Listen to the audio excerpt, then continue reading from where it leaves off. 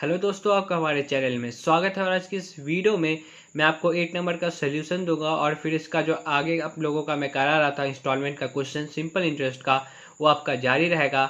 Instalment यानी किस्त वाला क्वेश्चन। तो चलिए 8 नंबर का सोल्यूशन मैं आपको देता हूँ कि 8 नंबर क्वेश्चन को कैसे सॉल्व करेंगे। तो देखिए, क्वेश्चन आपका बोल रहा है कि 12% साधारण ब्याज की दर से 5 वर्षों में 9,300 रुपये की राशि देय है यानी कि बैंक का क्वेश्चन है।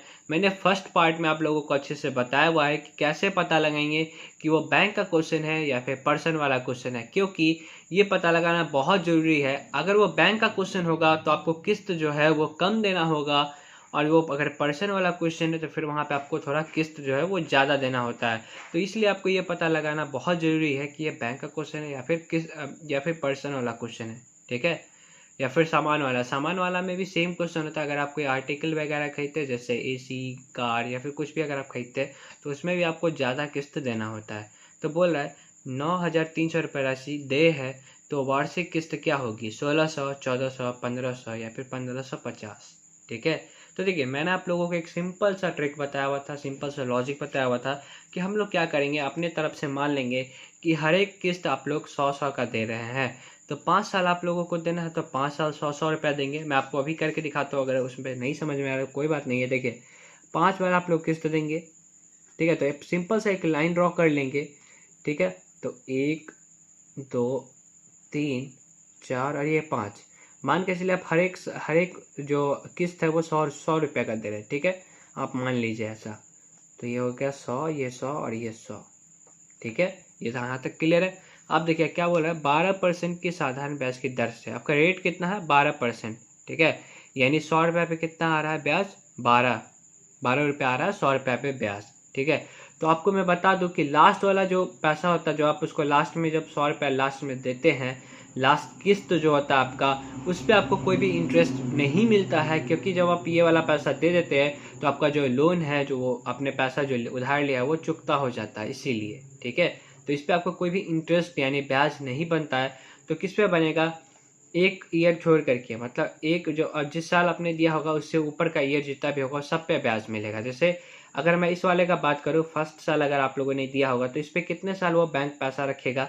तो 1 साल, 2 साल, 3 साल और 4 साल, मतलब बैंक इस पर 4 साल पैसा रखेगा, ठीक है। तो 100 रुपये पे वो देता है कितना? 12 रुपये बैंक देता है, और वो 4 साल, एक साल पे 12, एक साल का है ये 12 रुपये, ठीक है। तो यहाँ पे कितना साल आ रहा है? 4 साल आ रहा है। 100 रुपये है यहाँ पे, तो 12 इंटू 4 कितना हो गया? 12 चौक 48, यानी 48 रुपये इस पे बैंक बना लेगी अपना, ठीक है। इंटरेस्ट हो गया है, सिंपल इंटरेस्ट। मैंने आपको लोगों को फॉर्मूला भी बताया था, ऐसा is equal to R into T, ठीक है, आर इंटू टी, ठीक है। तो आर यहाँ पे आपका 12% है, और टाइम आपका देखिए 1 साल, 2 साल, 3 साल, 4 साल, तो 48 हो गया। और फिर अगला वाला जो होगा, फिर अगले साल आपने जो 100 रुपये देंगे उस पर कितना दिन बैंक कमाएगा? तो देखिए 1 साल, 2 साल, 3 साल ही, तो 12 तिया जितना होगा 12 तिया 36, तो 36। फिर यहाँ पे 2 साल के लिए कमाएगा, 12 दूना 24, और यहाँ पे 12, क्योंकि यहाँ पे 1 साल के लिए ही 100 रुपया रहेगा, ठीक है, 1 साल के लिए। फिर अगले साल जहाँ आप 100 रुपया देंगे, ठीक है, लास्ट वाला किस्त आप चुकता करेंगे, देंगे तो पूरा वो चुकता हो जाएगा आपका लोन। तो अगर आपको ये निकालने में थोड़ा सा भी डाउट आ रहा है तो आपको क्या करना है, लास्ट वाला आपको छोड़ देना है। लास्ट में जितना भी होगा पैसा उसको आपको छोड़ देना है, उस पर कुछ भी आपका इंटरेस्ट नहीं बनेगा। उसको छोड़ करके जो उसका नेक्स्ट वाला होगा वहाँ से आपको जितना रेट दिया होगा उतना आपको मल्टीपल उसका लिखते जाना। 12 दूना 24, 12 तिया 36, 12 चौक 48, जितना साल रहेगा ना उसको दुगुना तिगुना चौगुना करते हुए जाएंगे, ठीक है। इसका पहाड़ा लिख देंगे एक तरीके से, 12 का 12, 12 दूना 24, 12 तिया 36, 12 चौक 48, ऐसे करके, ठीक है। तो आई होप आप लोगों को ये समझ में आएगा कैसे किया मैंने। तो अब यहाँ पे सबको कैलकुलेट कर लीजिए कितना हो जाएगा। 100, 200, 300, 400, 500 रुपये ये हो गया आपका, ठीक है। 500 आपका यहाँ पे हो गया, और यहाँ पे अगर आप इसको जोड़ेंगे 48, 36, 24 और 12 को, तो ये हो जाएगा आपका 120। तो टोटल आपका कितना हो जाएगा? 620, है ना।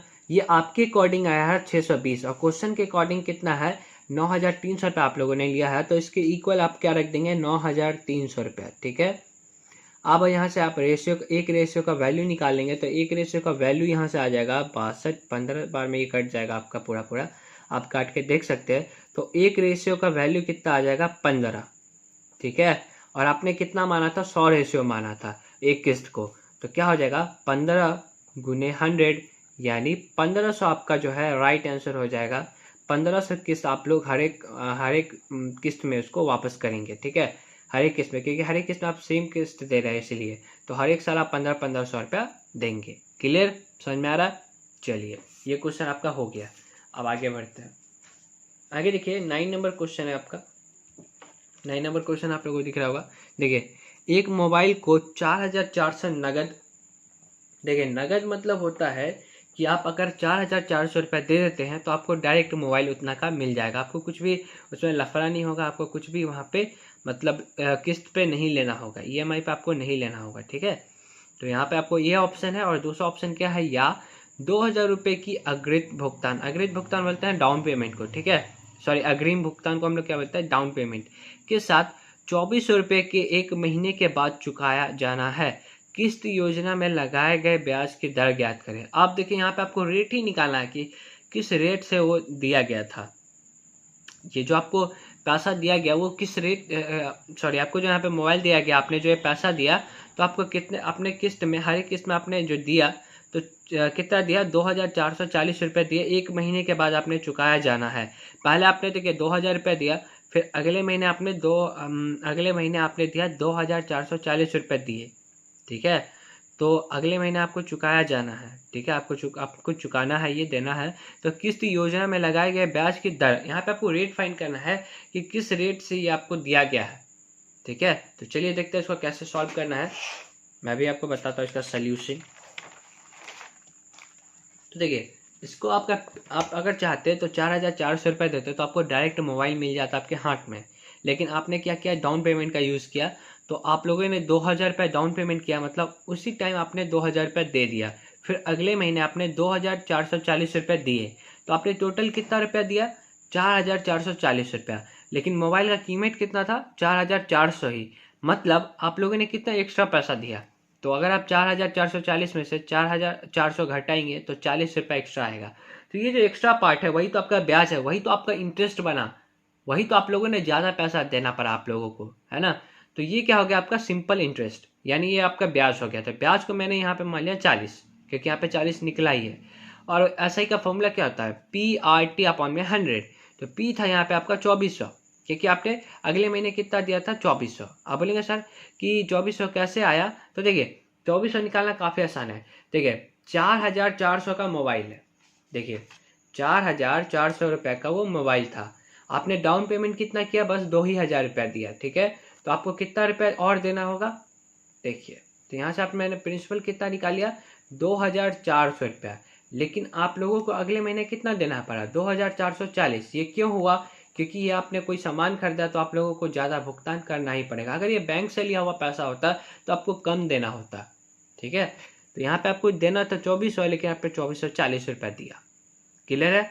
तो यहाँ पे 2400 हो गया, जो वो आपका प्रिंसिपल हो गया। क्यों, क्योंकि आप लोगों को ये जो है इतना पैसा और देना था, तो ये आपका प्रिंसिपल हो गया। क्योंकि आप लोगों ने 2000 तो दे ही दिया, तो आपका जो ब्याज है वो 2400 पे चलेगा, ना कि 4440 पे। क्योंकि आप लोगों ने 2000 तो दे दिया, डाउन पेमेंट कर दिया उसी टाइम में जिस टाइम आपने मोबाइल लिया। तो 2400 रुपये पे आपका ब्याज चलेगा। तो ब्याज आपका प्रिंसिपल क्या होगा, 2400, ठीक है। इंटू में आर आपको निकालना ही है। आप बोलेंगे सर 1/में आप 12 क्यों किए, तो देखिए क्वेश्चन में महीना बोल रहा था। देखिए क्वेश्चन में आपका देखिए यहाँ पे देखिए महीने के बाद चुकाया जाना है। तो यहाँ पे महीना दिया हुआ था, लेकिन ये जो फॉर्मूला एसआई का हम लोग यूज़ करते हैं वो ईयर के लिए होता है, ईयरली होता है ना। तो यहाँ पे मैंने क्या किया, ये 1 साल का था, ये मतलब यहाँ पे 1 महीने का बात किया जा रहा था। तो इसको क्या करेंगे, 1 महीना अपॉन में 12 करेंगे, तब तो महीना में चेंज कर पाएंगे, सॉरी ईयर में चेंज कर पाएंगे। तो इसलिए मैंने यहाँ पे 1/12 किया, और कोई बात नहीं है। क्लियर है। तो यहाँ से 20 से 20 कट, और यहाँ पे जब आप इसको सॉल्व करेंगे तो आपको आर का जो वैल्यू है वो 20% मिलेगा। आई होप आप लोगों को ये समझ में आएगा कि 20% मैंने कैसे निकाला है, ठीक है। चलिए आगे बढ़ते हैं। आगे देखिए, ये क्वेश्चन आप लोगों का होमवर्क रहेगा, ठीक है। इसका सोल्यूशन मैं नहीं दिखाऊंगा, सेम क्वेश्चन है जैसा ये क्वेश्चन था वैसे ही आपको सॉल्व करना है। क्वेश्चन आपका कि एक मोबाइल 1500 रुपये नगद में खरीदा जा सकता है, अथवा वही मोबाइल 350 रुपये अग्रिम भुगतान यानी डाउन पेमेंट के साथ प्रति माह, देखिए यहाँ पे फिर से माह है तो आप लोगों को इसको ईयर में चेंज करना पड़ेगा, ठीक है। तो 400 रुपये की 3 बराबर किस्तों में खरीदी जा सकती है खरीदी जा सकती है। तो साधारण ब्याज की दर ज्ञात करें। तो यहाँ पे भी आपको रेट फाइंड करना है। सेम क्वेश्चन है, सेम मेथड से सॉल्व होगा। तो आप लोगों को इसका आंसर जो है वो कमेंट बॉक्स में मुझे मैसेज करना है। ओके, तो चलिए आगे बढ़ते हैं। आगे देखिए 12 नंबर क्वेश्चन जो है, 11 नंबर क्वेश्चन आपका है कि एक व्यक्ति 4,000 रुपये इस शर्त पर उधार लेता है कि उसे उधार दी गई धनराशि को 500 रुपये मासिक की 10 किस्तों में वापस करना होगा। साधारण ब्याज की वार्षिक दर ज्ञात करें। ठीक है, यहाँ पे आपको भी रेट फाइंड करना है। रेट कितना था वो आपको फाइंड आउट करना है, पता लगाना है। ठीक है, तो देखिए 4,000 रुपये था, उसको उधार लगाया। तो उधार लगाई गई राशि को 500 रुपये की मासिक, मतलब हर एक मंथ में कितना देना होगा 500, और टोटल कितना किस्त में देना होगा 10, वापस करना है। तो साधारण ब्याज की दर ज्ञात करें। तो देखिए 4,000 रुपया था और 500 रुपये का 10 किस्त देना है, तो 500 गुने 10 कितना हो गया 5,000। ठीक है, वैसे भी ये पर्सनल वाला क्वेश्चन तो आप लोगों को ज़्यादा तो देना ही पड़ेगा। तो 4,000 आपने लिया था, आपको 5,000 वापस करना पड़ेगा। तो आप लोगों ने कितना ज़्यादा आप लोगों को देना पड़ा, तो 5,000 माइनस 4,000 यानी 1,000 रुपये आप लोगों को ज़्यादा देना पड़ा। तो ये ज़्यादा जो पार्ट है वो आपका क्या हो जाएगा, ब्याज। क्लियर है, तो ये आपका ब्याज हो गया, यानी ऐसा ही हो गया। तो ऐसा इज इक्वल टू हो जाएगा आपका फॉर्मूला। ऐसा इज इक्वल टू फॉर्मूला क्या था, PRT अपॉन में 100। तो P आपका कितना हो जाएगा 4,000 के 4,000 रुपये ही आपने लिया था, और रेट आपको निकालना ही है। और ये एक महीना दिया हुआ है, तो यहाँ पे क्या करूँगा 1/12 करूँगा। तो 12 आपका नीचे आ गया, और अपॉन में 100 तो रहता ही है। क्लियर है। फिर आप बोलेंगे सर यहाँ पे फिर 3,500, 3,000, 2,500, 200, ये क्या किया आप, 2,000, 1,500, 1,500, 0, ये क्या है। तो देखिए ये तो पहला किस्त हुआ ना, ये आपका पहला हुआ, फिर ये दूसरा हुआ, क्योंकि देखिए 10 किस्तों में आपको वापस करना है ना। तो आपको 10 किस्त देना पड़ेगा। तो हर एक साल आपने हर एक महीना आप कितना कितना दे रहे हैं, 500 रुपया दे रहे हैं। तो इसमें से 500 रुपये कम करेंगे तो कितना होगा 3,500। फिर 3,500 पे वो ब्याज चलेगा। तो आप बोलेंगे सर तो यहाँ पे आप वो नहीं किए 3,500 गुने R गुने 1/100 इंटू 12। तो देखिए वो मैं कर सकता था, आप लोग भी कर सकते हैं, कोई दिक्कत वाली बात नहीं है। लेकिन मैं इसीलिए नहीं करता हूँ क्योंकि मैं चाहता हूँ कि आप लोगों का टाइम बचे।